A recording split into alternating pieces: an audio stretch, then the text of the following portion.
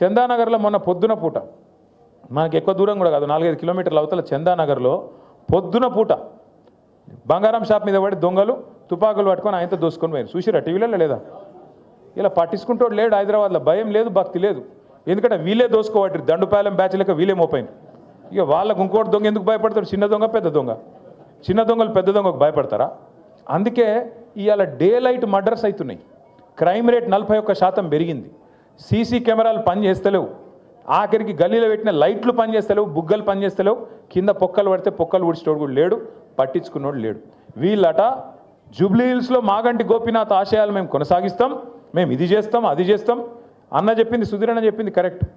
రేపు తెల్లారి ఎలక్షన్ అయిపోయిన తెల్లారి నవంబర్ మాసం తర్వాత ఇవాళ మీ ఇండ్ల చుట్టూ తిరుగుతున్న ఈ కాంగ్రెస్ నాయకులు ఒక్కడంటే ఒక్కడు మళ్ళీ అడ్రస్ కూడా లేకుండా వారిపోతారు, ఫోన్ నెంబర్లు కూడా మార్చుకుంటారు. ఇది జరగకపోతే నన్ను పట్టుకోవాలని చెప్పి నేను కోరుతా ఉన్నా. ఒక్క మనిషి కూడా మళ్ళీ కనబడాడు.